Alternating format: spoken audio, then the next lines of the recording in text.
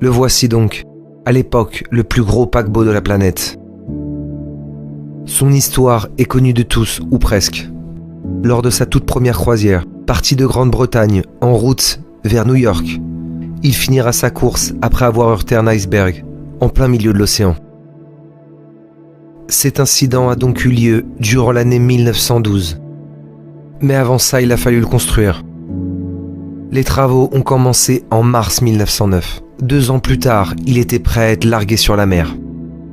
D'une longueur de 269 mètres, pour plus de 52 000 tonnes. Un véritable monstre, un record de taille et de poids pour l'époque. Plus de 15 ans après l'invention de la caméra, nous devrions disposer d'énormément de documents vidéo, n'est-ce pas?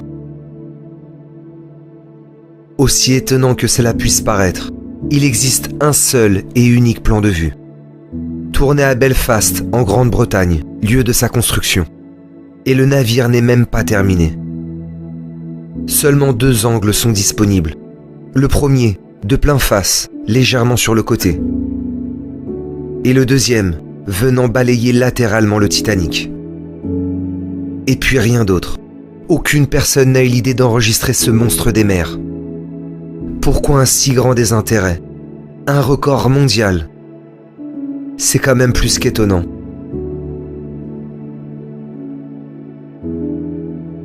Il y a quand même 2-3 autres petites choses à se mettre sous la dent. Il s'agit ici du capitaine Smith, le fameux commandant du Titanic. D'après ce qu'il nous est dit, Captain Smith est en train de faire une dernière inspection 10 minutes avant le départ officiel du Titanic. Quoi d'autre? Un petit enregistrement des canaux de sauvetage. Puis un court passage sur la promenade du bateau. Aucun détail, aucun faste. Et finalement, ce qu'il y a de plus croustillant, c'est les images qui ont suivi le drame. On nous présente dans un premier temps le bateau qui a servi à ramener les survivants. On y voit un plan du capitaine de ce même bateau. On nous abreuve de détails inintéressants. Ici, un homme de l'équipage qui aurait passé du temps dans l'eau avant d'être récupéré. Et enfin, ces scènes à l'apparence étrange. Il s'agirait de rescapés, membres de l'équipage. Supposés être tout juste revenus d'une catastrophe des plus tragiques. Leur navire a coulé, causant la mort à 1514 personnes. Mais pourtant, ces hommes ne semblent pas être perturbés par la situation. L'un d'entre eux à l'arrière fait même semblant de s'évanouir. Étonnant. Voici donc pour les uniques vidéos officielles autour du Titanic et de son naufrage. Il y a de quoi être surpris. Seulement quelques secondes du navire lui-même. Uniquement des images sommaires des parties extérieures du bateau. Et ces vidéos des, entre guillemets, survivants.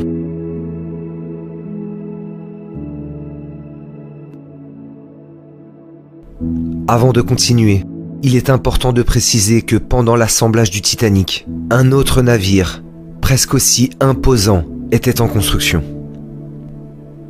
D'ailleurs, immédiatement après que le Titanic ait coulé, un 3e énorme bateau a été construit dans cette même usine.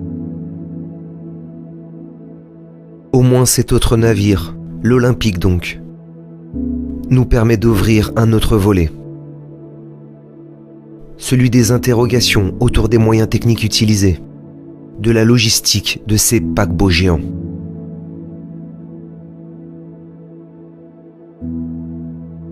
Alors en ce qui concerne la technique donc, il y aurait des centaines de choses à dire. Mais on va essayer de faire un rapide résumé. Voici la toute première étape. La construction des chaînes de montage. On voit que des grands rails métalliques vont y être installés. On va progressivement y insérer des cadres, des espèces de bases faites en métal. Elle servira à faire le socle des grands navires. Après, on dirait qu'un contour fait de bois est créé. Cette photo semble être à peu près de la même étape. Difficile d'y voir très clair. En tout cas, ça y est, le métal semble faire son apparition. Le bateau se remplit. Et ça continue à avancer. Sur la droite, l'Olympique, et sur la phase finale. À gauche, le Titanic, toujours sur une phase intermédiaire. Et maintenant, c'est l'étape de la construction de la partie haute, le dessus des navires. Puis, il y a l'étape du lancement à la mer. Voici un cliché du lancement de l'Olympique. Comme on peut le voir, il manque encore des éléments sur la partie supérieure des navires. Les 2 grands mâts de chaque côté et les 4 immenses cheminées.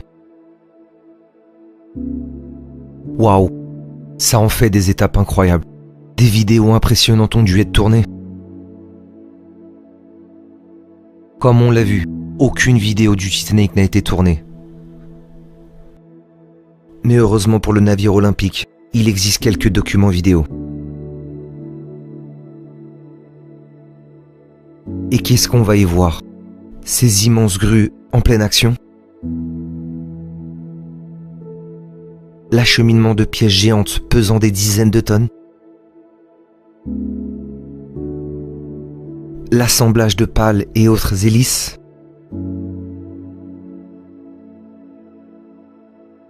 Oh non, pas du tout. Sur la première scène, des personnes face à des plans et une grande maquette à l'arrière. Ensuite, une vue rapide du chantier. Mais quelle déception! Des débris, un espace vide.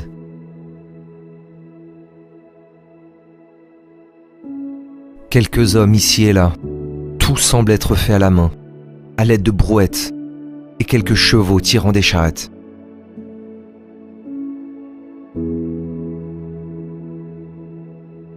Mais surtout pour ce qui est des grues géantes, les pièces gigantesques qui doivent être transportées pour enfin être imbriquées de façon précise. Une tâche colossale. C'était vraiment ça le plus pertinent à filmer.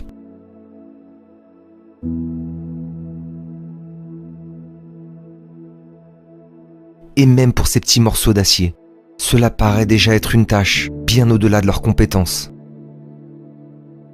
Une lenteur épouvantable pour bouger quoi que ce soit.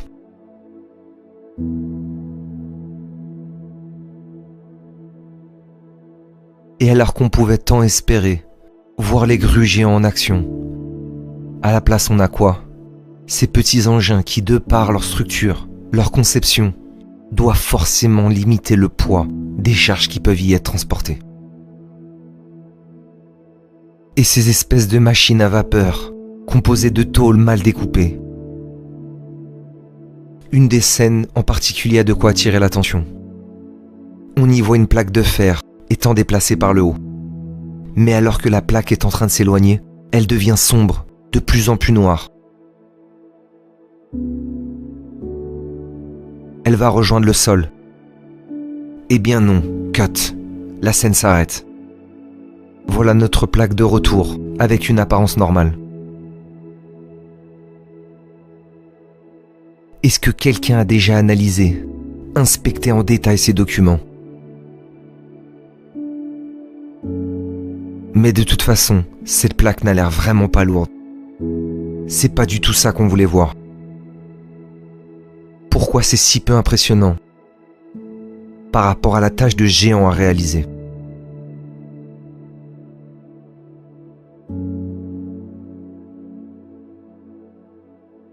Eh bien, il va falloir se résigner. On n'aura le droit à rien du tout. Ces monstres de fer auraient pu être filmés en pleine action, mais non. Des systèmes révolutionnaires avec pinces géantes, et pas l'ombre d'une vidéo à disposition. De véritables exploits technologiques. Un assemblage d'une complexité extrême. Et d'ailleurs, en ce qui concerne l'acheminement de ces pièces à la taille démentielle, aucune vidéo et à peine quelques photos. On parle d'ici de l'une des ancres des navires, censée peser 34 tonnes. Et cette photo? Oh oui, il doit en falloir des chevaux pour transporter les centaines de milliers de pièces, des dizaines voire des centaines de tonnes.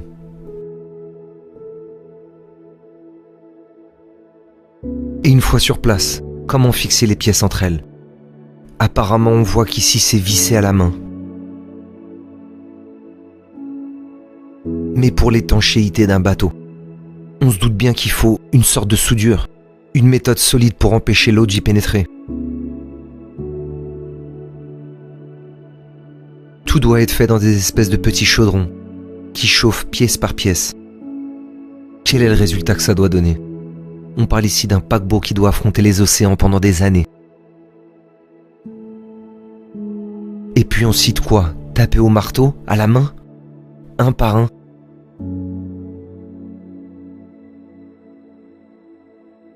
Sans parler de la période hivernale, le froid glacial.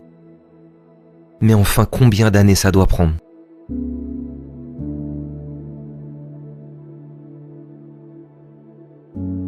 Pour entrer dans les délais de 2 ans de construction, ce n'est pas 2-3 hommes qu'on devrait voir, comme ici, mais des centaines, voire des milliers.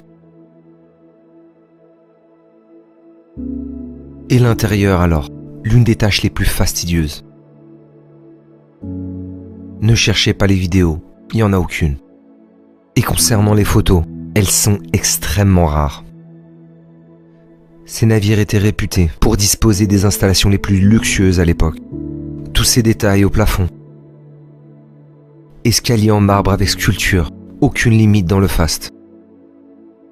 On nous montre aujourd'hui des belles reconstitutions de ce à quoi ça aurait dû ressembler. Mais où sont les preuves? Pourquoi n'avoir documenté aucun de ces éléments? La logistique autour de l'aménagement de l'intérieur est probablement une tâche aussi complexe que la conception de l'extérieur. Voilà à quoi on devrait avoir le droit. Plein de sections découpées, en cours d'aménagement, tout un tas de détails. En plus, niveau capacité, on parle pas ici de quelques dizaines de personnes. Les aménagements ont dû être pensés et réalisés dans l'optique d'accueillir 2435 passagers et plus de 885 hommes d'équipage, 3320 personnes au total.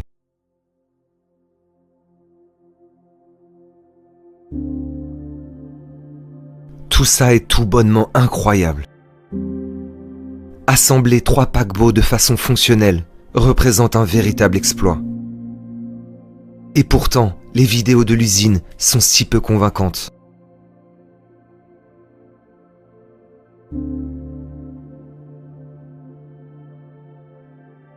Mais qu'est-ce qui se cache derrière ces trop nombreuses incompréhensions? Des échelles en bois, aucune machine-outil en action. Un chantier quasi vide, entouré de gravats. Seule une poignée d'ouvriers visibles. Des brouettes, des pelles, des charrettes. Et à l'arrière, ces paquebots absolument hors normes.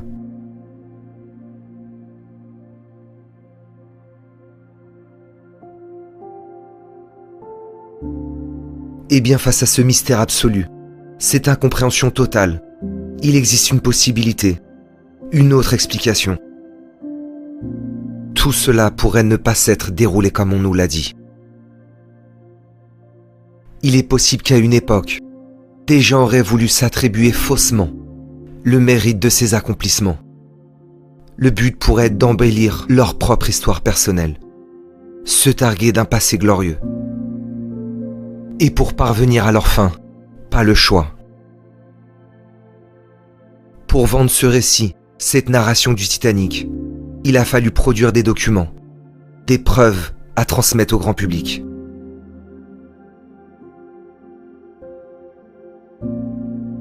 Voilà qui pourrait expliquer beaucoup de choses.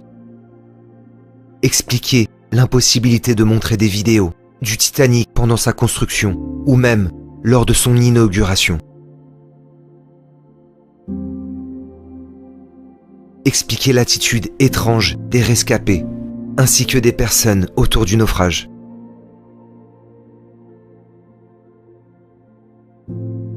Mais également l'apparence de l'usine, dépourvue de matériel et de machines.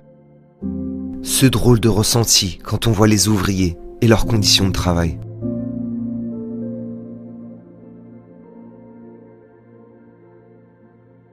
Et enfin cette impression étrange des chaînes de montage. les effets de contraste, la lumière.